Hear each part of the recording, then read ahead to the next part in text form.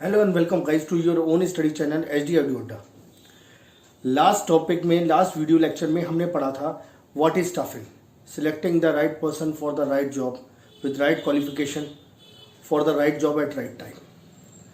तो बंदे अपने आप तो नहीं आएंगे, हमें कुछ करना पड़ेगा कि ताकि स्टाफ हमारे पास आ सके और हमें स्टाफ रख सके। तो उसका भी एक प्रोसीजर होता है, that is called staffing process. और इस वीडियो लेक्चर में हम स्टाफिंग प्रोसेस के बारे में पढ़ेंगे। So students, let's get started.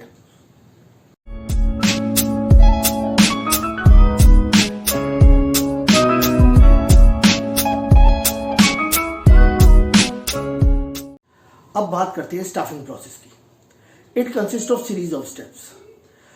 जैसे शब्द बोल रहा है, फर्स्ट बोल रहा है एस्टिमेटिंग मैन पावर रिक्वायरमेंट।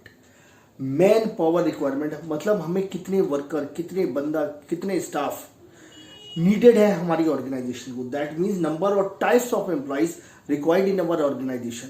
और ये भी एनालाइज करना कि कौन कौन सी स्किल के, कौन कौन से एजुकेशनल बैकग्राउंड के, कौन कौन से एक्सपीरियंस वाले बंदे हमें हमारी ऑर्गेनाइजेशन में नीडेड है। अब इसी स्टेप को 3 स्टेप्स में डिवाइड किया गया है।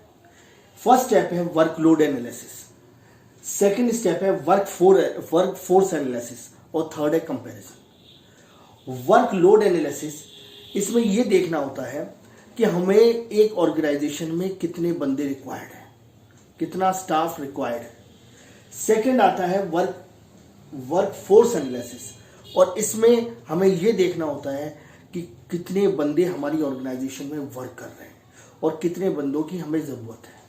कितने, पहले तो ये चीज देखनी होती है कितने बंदे हमारी ऑर्गेनाइजेशन में किस किस जॉब पोजीशन पे, किस किस डिपार्टमेंट में वर्क कर रहे हैं। थर्ड आता है कंपैरिजन।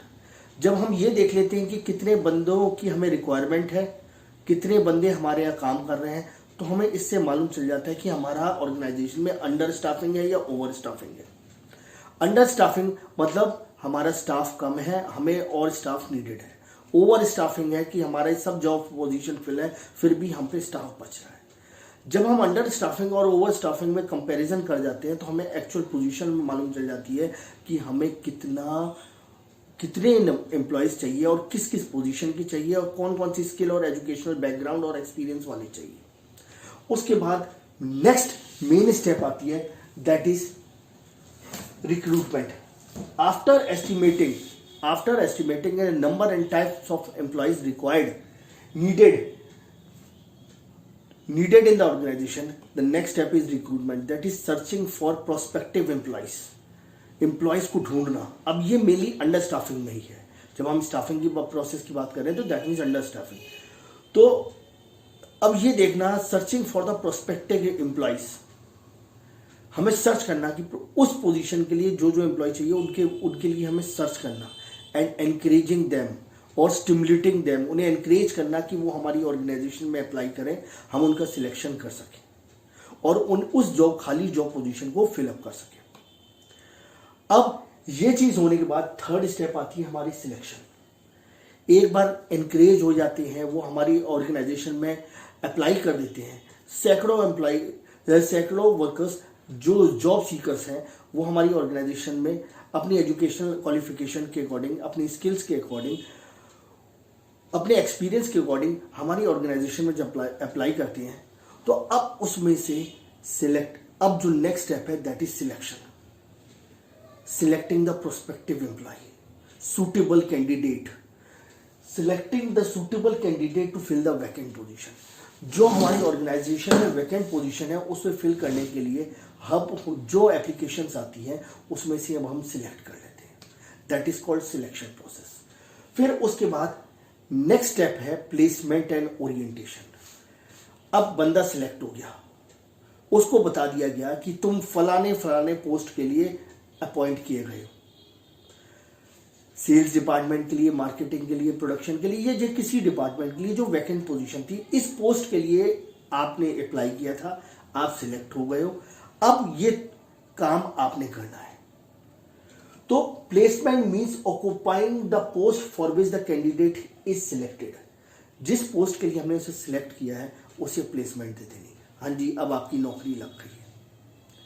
अब इस स्टेप में मैंने दो चीज बताई, एक प्लेसमेंट, एक ओरिएंटेशन।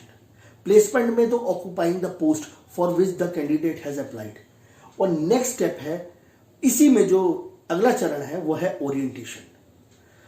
ओरिएंटेशन मीन्स होता है कि जब एम्प्लॉय को हमने बता दिया कि आप इस पोस्ट के लिए आप सिलेक्ट हो गए हो, अब जब वो आएगा तो उसे हम जो वहां के एक्सिस्टिंग एम्प्लॉयज हैं उनसे फैमिलियर करवाएंगे, इंट्रोड्यूस कराएंगे, अपनी ऑर्गेनाइजेशन की पॉलिसीज रूल्स के बारे में बताएंगे ताकि वो फैमिलियर हो सके, हमारी ऑर्गेनाइजेशन के बारे में फैमिलियर हो सके कि उसने इस ऑर्गेनाइजेशन में किस तरीके से और किन बंदों के साथ वर्क करना है, कौन सा काम करना है। एक बार उसके बाद नेक्स्ट जो स्टेप आती है वो आती है ट्रेनिंग और डेवलपमेंट। एक बार उसकी प्लेसमेंट भी हो गई, उसे जगह मालूम चल गई किस पोजीशन पे वो वर्क करना है, वहाँ के लोगों से भी मिल लिया, इंट्रोड्यूस भी कर लिया, रूल्स प्रोसीजर्स पॉलिसीज जो ऑर्गेनाइजेशन की थी वो उसको बता दी गई।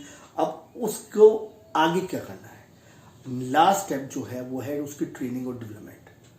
अब कोई बंदा किसी ऑर्गेनाइजेशन से वर्क करके आ रहा है तो वो दूसरी ऑर्गेनाइजेशन, हर बंदे का जैसे पांचों उंगलियां बराबर नहीं होती वैसे हर ऑर्गेनाइजेशन अलग अलग तरीके होती है, सबका वर्किंग पैटर्न अलग अलग होता है। तो उसको अपने वर्क के अकॉर्डिंग ट्रेनिंग दिलवाना, अपने जो उसे पर्टिकुलर जॉब के लिए उसे सिलेक्ट किया गया है उस चीज की उसे ट्रेनिंग दिलवाना अपने, क्योंकि उसे हमने अपनी ऑर्गेनाइजेशन में वर्क करवाना है। और डेवलपमेंट, जब उसकी ट्रेनिंग हो जाएगी तो उसकी ओवरऑल डेवलपमेंट हो जाएगी, उसकी ग्रोथ हो जाएगी, it will improve the competence and growth of the employee. तो ये सारी सीरीज ऑफ स्टेप्स हैं जो स्टाफिंग प्रोसेस में की जाती है। मैं फिर से एक बार रिवाइज कर देता हूं कि स्टाफिंग प्रोसेस में पहली स्टेप है estimating the man power requirement. ये एस्टिमेट करना कि हमें कितने और किस प्रकार के एम्प्लॉयज अपनी ऑर्गेनाइजेशन में चाहिए। इसमें 3 स्टेप चलती हैं, work load analysis, work force analysis और कंपैरिजन। वर्क लोड एनालिसिस में number and types of employees required by the enterprise, इसकी कैलकुलेशन निकाली जाती है। वर्क फोर्स एनालिसिस में ये देखा जाता है कि कितने बंदे किस किस पोजीशन पे हमारी ऑर्गेनाइजेशन में वर्क कर रहे हैं। फिर उनका कंपैरिजन, थर्ड स्टेप है कंपैरिजन, फिर उनका कंपेयर किया जाता है। इससे हमें मालूम चल जाता है कि अंडर स्टाफिंग है या ओवर स्टाफिंग है। अगर अंडर स्टाफिंग में ये होता है कि स्टाफ पूरी जो पूरी पोजीशंस हैं वो सब फिलअप हैं, और अंडर स्टाफिंग में ये होता है कि जो कुछ पोजीशंस खाली हैं जिनके लिए हमें और स्टाफ रिक्वायर्ड है। और ओवर स्टाफिंग में होता है कि पूरा जगह भरी हुई है, पूरी पोजीशंस भरी हुई हैं और एक्स्ट्रा स्टाफ हमारे पास ऑलरेडी है। तो अब हम बात करते हैं अंडर स्टाफिंग की। तो इसमें होता है थर्ड स्टेप, जो सेकंड स्टेप है that is recruitment. After estimating the number and types of employees, अब हमें क्या नीड होता है, searching the prospective employee and encouraging them, उन्हें एनकरेज करना, स्टिमुलेट करना ताकि वो हमारी ऑर्गेनाइजेशन में आके वर्क करें या अप्लाई करें। अप्लाई करेंगे तभी तो वर्क करेंगे, अप्लाई करें। फिर उसके बाद होता है जब हमें अगली स्टेप है सिलेक्शन। जब वो अप्लाई कर लेते हैं तो फिर उसमें से हम शॉर्टलिस्ट कर लेते हैं, selecting the suitable candidate to fill the vacant position. Selecting the suitable candidate, जो एप्लीकेशन हमें रिसीव होती है उसमें से जो हमारी रिक्वायरमेंट के अकॉर्डिंग एम्प्लॉय हमें लगता है, जो एप्लीकेंट लगता है, उसे हम सिलेक्ट कर लेते हैं। फिर जब एक बार कैंडिडेट सिलेक्ट हो जाता है तो फिर नेक्स्ट स्टेप आ जाती है प्लेसमेंट और orientation. Placement means occupying the post for which the candidate is selected. उसे बता देना कि आप इस पोजीशन के लिए सिलेक्ट हुए हैं। अब उसे मालूम चल गया कि इस पोस्ट के लिए वो सिलेक्ट हुआ है, उसने अप्लाई किया था और वो सिलेक्ट भी हो गया ना। अब उसकी अगला चरण आता है orientation. Exam point of view से ओरिएंटेशन और प्लेसमेंट आपका बहुत इंपॉर्टेंट है, आ ही जाता है पेपर में। ओरिएंटेशन मीन्स कि एम्प्लॉय को मालूम तो चल गया कि वो इस जॉब पोजीशन में वर्क करेगा।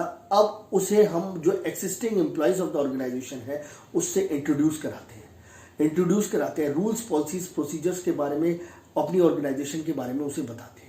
दैट इज कॉल्ड ओरिएंटेशन, ताकि वो फैमिलियर हो सके हमारे ऑर्गेनाइजेशन से। फिर उसके बाद होता है लास्ट स्टेप जो है वो ट्रेनिंग एंड डेवलपमेंट। हर ऑर्गेनाइजेशन का काम करने का तरीका अलग अलग होता है।